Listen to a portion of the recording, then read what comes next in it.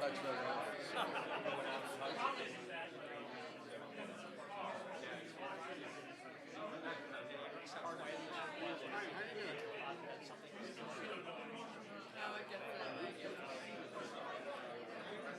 Over. If we have a meeting, I had a question for you. Very honored. Yeah, very, very honored.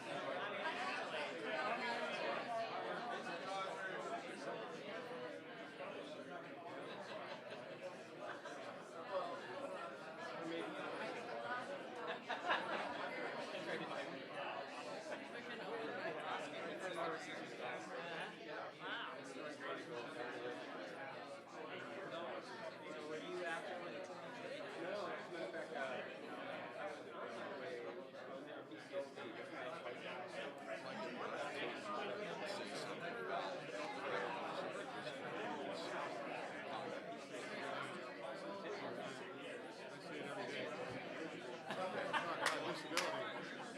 I'm working on getting the Purple Heart. I'm the national commander. You see me. I'm working on it. I use all the help I can get. I've got a good friend in Afghanistan. Died through a window. A rocket came in right after he blew up. And we didn't have a scratch on him. He had brain damage. And he's almost dead. So, tell me he doesn't miss it. I've seen guys with, I can name some people that I reserve for Purple Heart. In high positions. I'll be glad to give you a call. Okay. That's on my. I heard about your son. I'm sorry about that. He's just his story. He tells the story of so many. I had breakfast with a young Afghan. It was hit by IED. And we're talking with a brain injury. He reaches into his pocket and says, "Here, look." I'm wearing a process. This much of his the surgeons gave it to him after the surgery. Keep the memento. Here is in his pocket. And so we gave him a car and it was customized for his disabilities. But he's got serious short-term memory loss. He needs all the filters in the front alone. It's challenging. I mean, every day is a challenge. Did your son die later, or was he killed on the spot? No, he died a year out of service. Just that he was high-performing Navy SEAL. Survivor guilt, too. They get Yeah, he was a foreman. He was a house commander. Is it foreman? So one side of his head it's a good combination. it's good at both. I'm sorry for your loss. Traditions have changed so much. I have two sons, one's active duty Army, one's active duty Marine. My Army is 75th Ranger. He deployed 7 times. And even my Marine son deployed 4 times.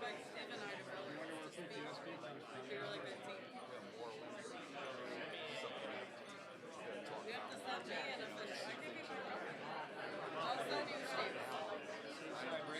I had to get my Marine son into a treatment.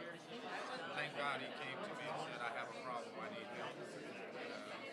He's on the right path now. It's all about both. It is.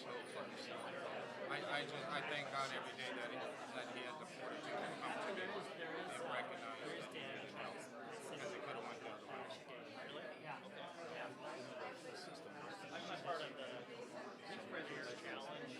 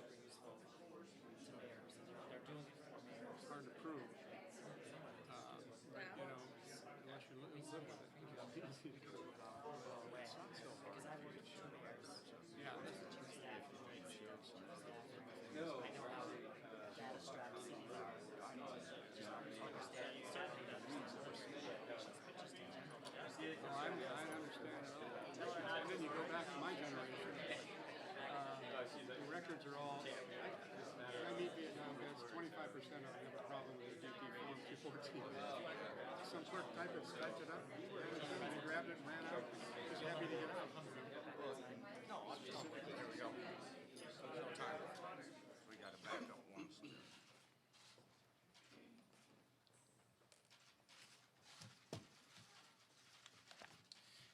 Yeah, you just need to. Get in here.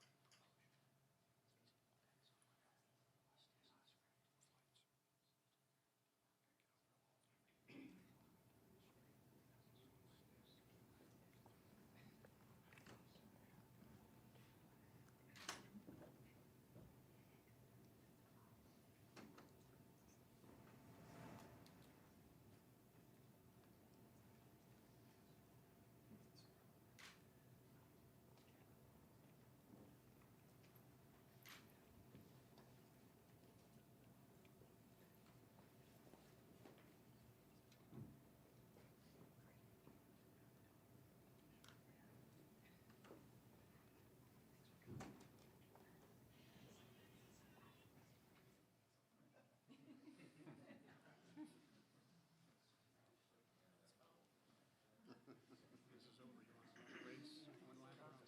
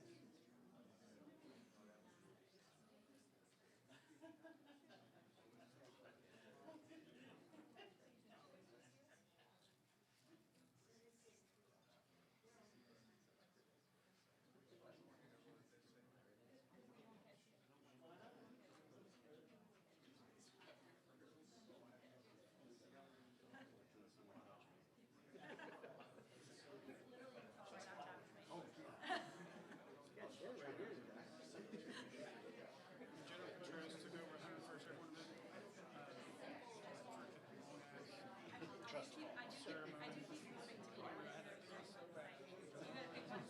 So I was just, so I was on the front row. I know, but I'm serious. I'm gonna move to the side.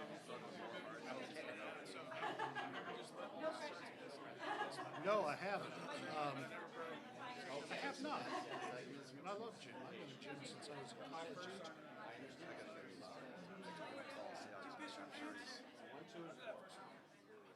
They've had some pretty successful.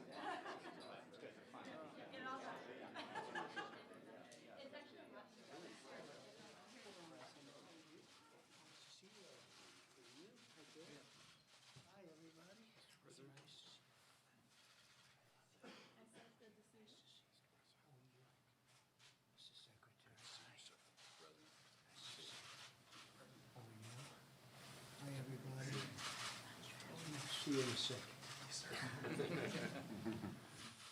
Thank you very much. Very much appreciated. I'll be heading to Alabama on Friday, so I think some of you will be joining me, but we'll be going down Friday, and we'll let you know times and when we're leaving and how long we'll be there. It's been a tragic situation, but a lot of good work is being done. We've been in constant touch with the governor and also the governor of Georgia.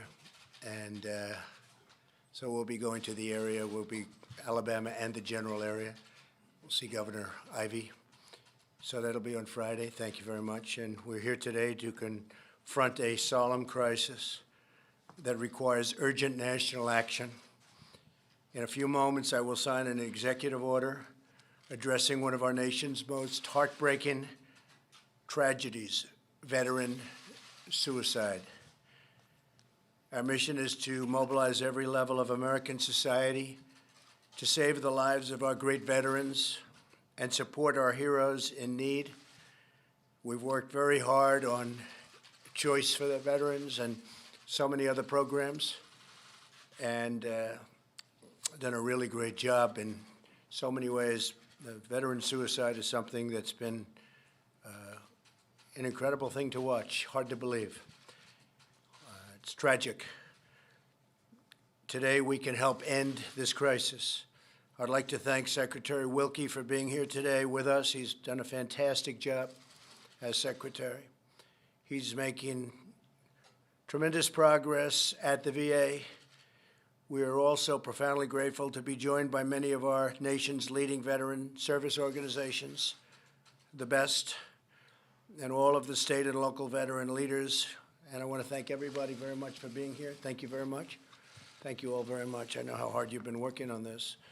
Veteran suicide is a tragedy of staggering proportions. Hard to believe. An average of 20 veterans and service members take their lives every single day. Who would believe that's possible? There are more than 6,000 veteran suicides per year. The suicide rate among veterans is 1.5 times greater than that for non-veteran adults, and the suicide rate for post-9/11 soldiers has increased significantly over the last 10-year period. To every veteran, I want you to know that you have an entire nation of more than 300 million people behind you. You will never, ever be forgotten. We are with you all the way. I think you know that. Supporting veterans is a very, very important thing to me, and it's been very important from my campaign, from day one, and from before my campaign, but from day one.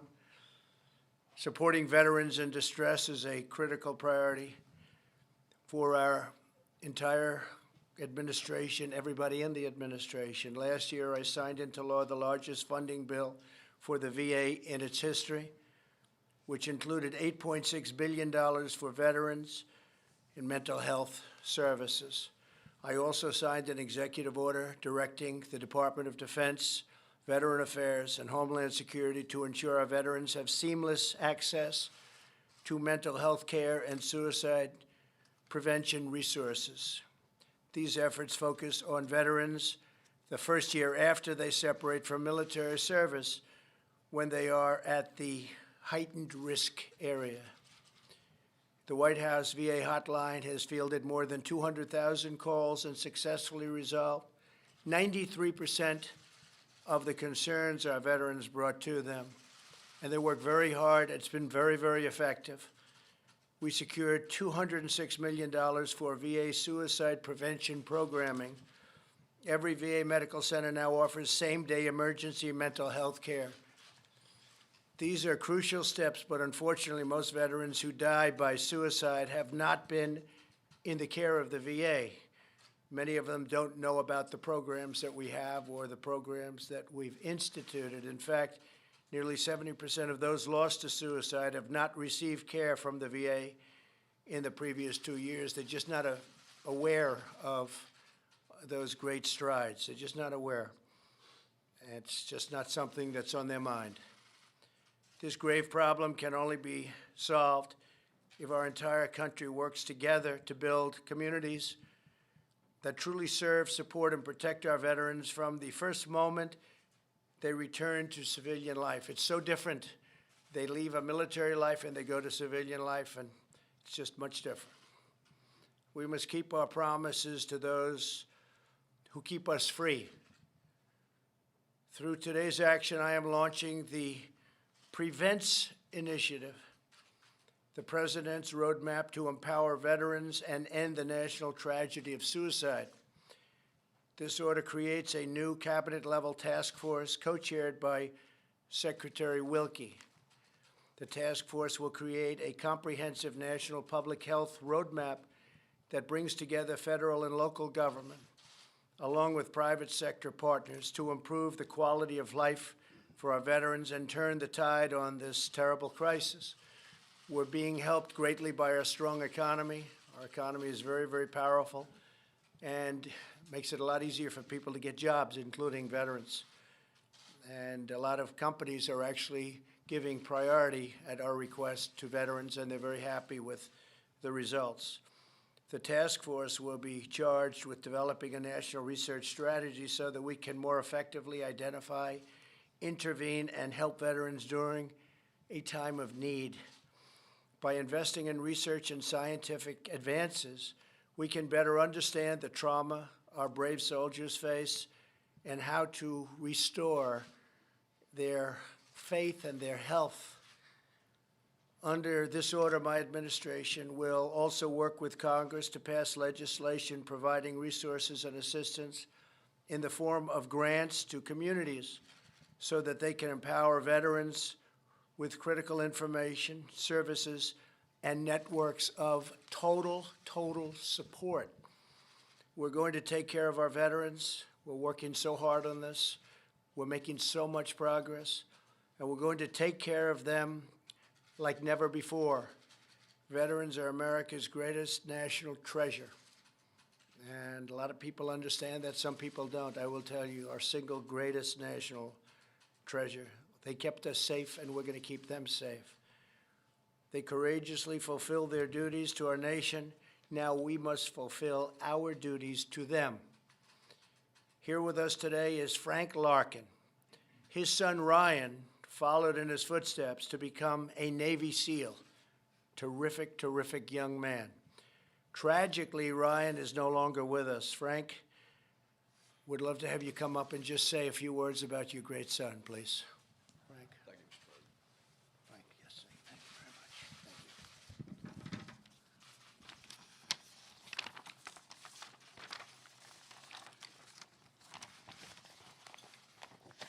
Thank you, Mr. President, and thank you to our warriors and veterans present today, along with the veteran service organizations, our partners who are working hard every day to make a difference for our veterans who are in need, to the other government leaders here today, and to the survivors of suicide who live every day with the pain from the loss of their loved one. Ryan was a decorated, high-performing Navy SEAL who suddenly went over the edge. In the 2 years that we tried to rescue him, he was prescribed over 40 different drugs. His treatment was all psychiatric and behavioral health focused. All along, Ryan kept saying that something was wrong with his head, but nobody was listening. Months before he took his life, he expressed a wish to donate his body for TBI research. Ryan was concerned about his teammates and the similar struggles that they were experiencing following both training for combat and combat operations overseas. Many are burdened with invisible wounds as a consequence of going into harm's way into the service of this nation. After Ryan's death, we learned that he suffered from an undiagnosed severe level of microscopic brain injury uniquely related to military blast exposure, from firing our weapon systems, rockets, mortars, using explosive breaching charges, and being exposed to improvised explosive devices, IEDs. We are currently challenged by the fact that this newly discovered pattern of brain injury cannot be seen in a living person, not unlike the contact sport players who are trying to understand the effects of microscopic CTE, which also cannot be seen in a living player. This executive order is defining a national strategy that needs to resemble a Manhattan-like project. We need the science to illuminate our path forward. I am convinced that we can solve this. It is not because we lack the intellectual capability or capacity. In many cases, it's because of culture. We need all the relevant players to step onto the same field of play at the same time, completely focused on solving this problem. We need collaboration, integration of data, and unity of effort across DoD, the VA, HHS, DHS, academia, and the private sector. We need a holistic approach with a heightened sense of urgency to push the scientific research. As we develop knowledge, as we experience with the Manhattan Project and space exploration, we will inform on other disease processes and therapies that will go well beyond the veteran community and vice versa. I receive calls almost weekly from special operators, past and present, seeking help. They want to know what is happening to them. They are experiencing unexplained changes. They want to know if the pain will get better, if the demons will go away, if they will return to being the person they once were. I have to commend my own SEAL community and the Special Operations Command for embracing this challenge. They realized that things did not go well in Ryan's case, that he got left behind. They are working hard now to get it right, collecting exposure data, promoting a brain donation program to advance the research, increasing baseline health surveillance, and changing tactics to reduce exposures, especially in the combat training environment. We also need to appropriately recognize invisible wounds suffered on the battlefield. The monetary cost of a Purple Heart Award is low, a few dollars for the medal itself. But the emotional impact is very high to those suffering daily with these obscure injuries, to be recognized for their sacrifice. Mr. President, following this event, I'm going over to Arlington National Cemetery to tell Ryan that he's still making a difference, that he's still helping his boys. We can't leave any more of our valiant men and women behind. To our warriors, our veterans, and their families, please do not lose hope. We will find a better way. Remember, we made a promise to take care of those who served us. Failure is not an option. Mr. President, I thank you for the platform.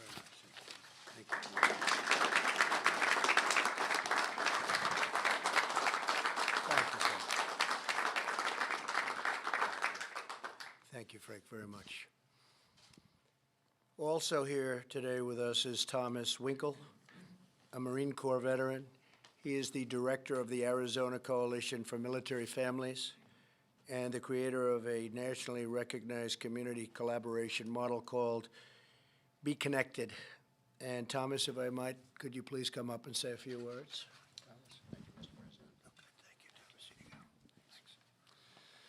Thank you, Mr. President. I greatly appreciate being able to be here and speak with you all today. To Frank, I really appreciate your words. I'm sorry about your son. He is in our hearts, and you are in our hearts, your family, and Semper Fi, brother. Folks, the Prevents Initiative is exactly what this country needs. It is exactly what the thousands, the tens of thousands of individuals across the country have been hoping for. For the past 10 years, I've been working with states, every single state across the country, local teams, state teams, federal teams. And when you boil everything down, y'all, their concerns, all their hopes, all their dreams, all their frustrations, what it really comes down to is that there needs to be a sense of coordination and collaboration, unlike what we have today and unlike what we've seen before. We're not talking about just regular old coordination and collaboration or partnership that is partnership in name only, but we need partnership that is true, that is consistent, that allows the organization to meet both its own metrics and its altruistic metrics. It's incredibly important, and it's incredibly valuable. We have examples of this true partnership, little ones all across the country. One from Arizona happens to be in 2010. The Arizona National Guard had its highest rate of suicide ever. Very, very difficult situation. Partners got together under the leadership of a collective impact initiative, and we all had the same goal in mind. How do we reduce this number or get rid of it completely? Over the course of 36 months, we dropped the rate from the highest ever to 0. It can be done. We have the ability to prevent suicide, to make lives more empowered, to make lives have more meaning, and to be able to drive folks forward to feel the success that happens when they get a great job or they get a great spouse or they have kids. Look, the reality is that we've all known someone who has died by suicide. It is hard, it is painful, and we have the ability to stop it. What our belief is, and the way that we were able to do this, is that we worked with a no wrong door and no wrong person approach. A no wrong door, no wrong person approach. That means every single organization was engaged. Every single organization was involved that had a stake in service members, veterans, and their families, and their survival, and their thriving. So, we have mechanics, and lawyers, and doctors, and teachers, and first responders, and we have hotel clerks. One of my favorite stories is a hotel clerk that noticed that a person that was checking in happened to be a veteran, that they were struggling in a variety of different ways, but the hotel clerk didn't know what to do. He called what we have in Arizona called the Be Connected line, talked with them. They coached him through, how do you just connect with the individual? So the clerk goes up to his room, knocks on the door and says, "Hello, sir, I just wanted to check in with you. You seem like you might be a little distressed, and I wanted to see if there was anything I could do for you." The individual said, "I'm so glad that you came up. I'm so glad that you talked with me, because I was sitting here contemplating how I was going to die, not whether, not if. So you may have just saved my life." We hear these stories consistently, and it takes the entire community to be able to do this. Everybody working off the same page. Our belief is that if everyone knows what to do when an individual is in trouble, they will act, and we've seen it time and time again. So, Mr. President, we greatly support this act, or this initiative. It is an incredible thing. We deeply appreciate everything that you've put into this. It is going to make a huge difference, and I can speak on behalf of Arizona and the other states that I've spoken with that we stand ready. Thank you.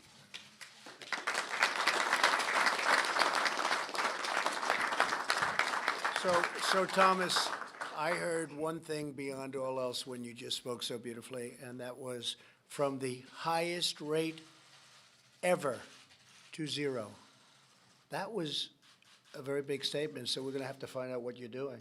Somebody's got to get together with you. That's an incredible job. I've heard about it, too. Highest rate ever to zero. That's what it's about. That's what we're up here for.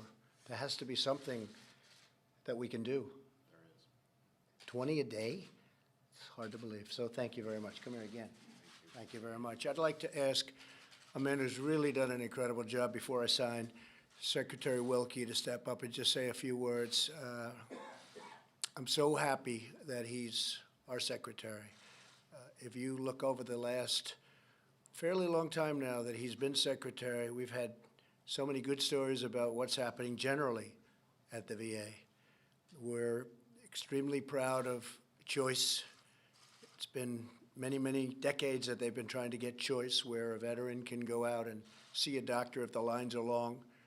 They don't have to wait 4 days, 9 days. I always say 3 weeks, 5 weeks, 10 weeks, never get to see a doctor. People go online and they're not feeling well and they end up being terminal by the time they get to see a doctor. And by the way, we have great doctors, I have to say. I've heard one thing I hear, we have great doctors in the VA. A lot of people say getting there is tough, but when you see them, they're as good as anybody in the world. We have great doctors. But a man who's really put it all together is Secretary Wilkie. So, Secretary, please say a few words. Please come on over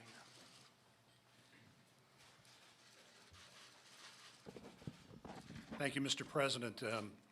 I've said this to you before, separate and apart from the honor of serving in your administration, but I am what passes for an amateur historian.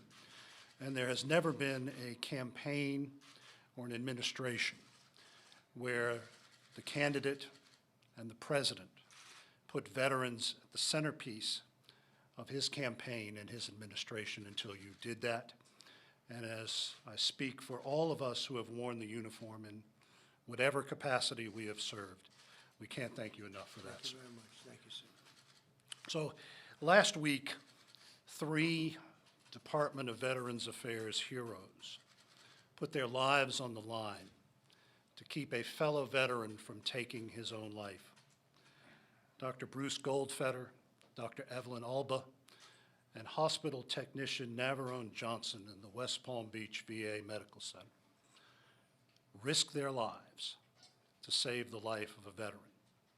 2 of our VA heroes were wounded, one severely, but that veteran lived.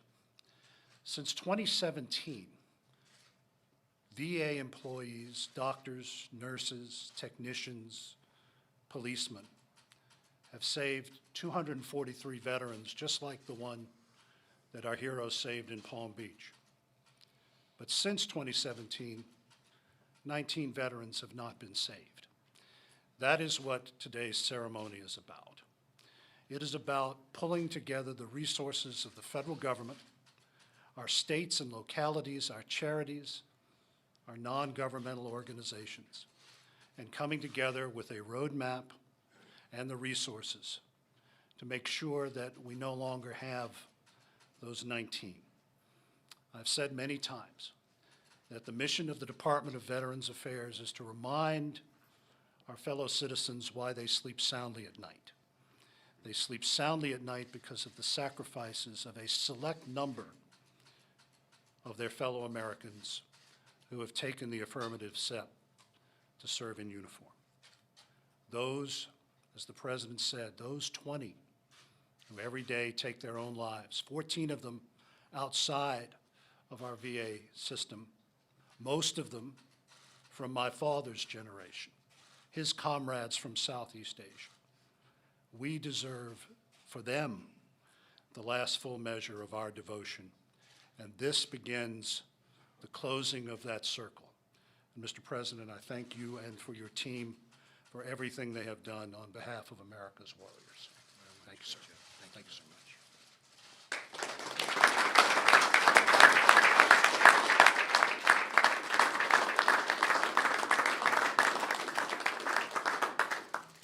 Very important to me and to everybody here. Thank you very much.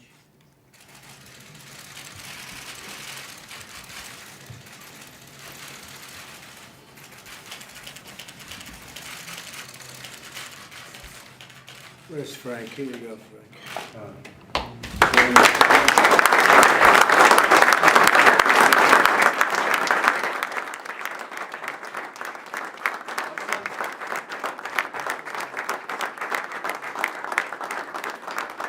Our son's bracelet, it's a symbol of all the veterans who have taken their lives. We've got to keep our eye on the ball. Thank you, Frank.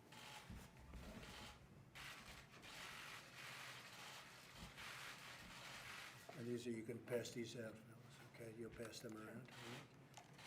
all right? Thank you very much, everybody. Thank you. Response to the Democrats who are applying for a criminal investigation into their security clearance. The witch hunt continues. The fact is that I guess we got 81 letters. There was no collusion. There was a hoax. There was no anything.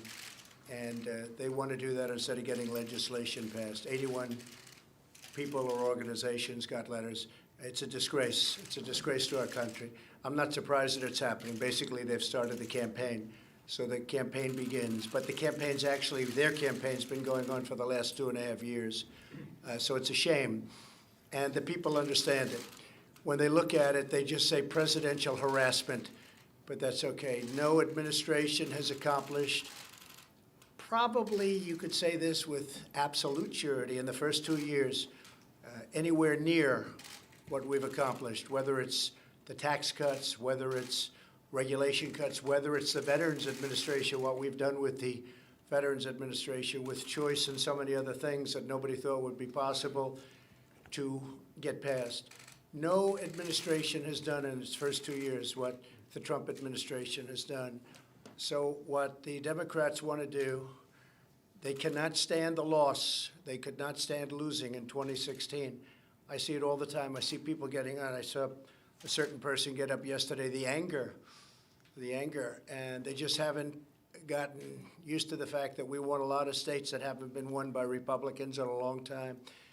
But essentially what they're saying is the campaign begins, instead of doing infrastructure, instead of doing health care, instead of doing so many things that they should be doing, they want to play games. President Obama from what they tell me, was under a similar kind of a thing, didn't give one letter. They didn't do anything. They didn't give one letter of the request. Many requests were made.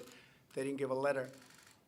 It's too bad, because I'd rather see them do legislation. We negotiate out legislation where so many things, actually things that we agree on, like infrastructure, but they want to focus on nonsense. So I just want to end by thanking all of the people that are in this room today, very special people. The job you've done for the VA is incredible, and just keep up the good work. And Secretary, you've been fantastic. Thank you very much. Thank you all. Brian, before I answer your business partners as well,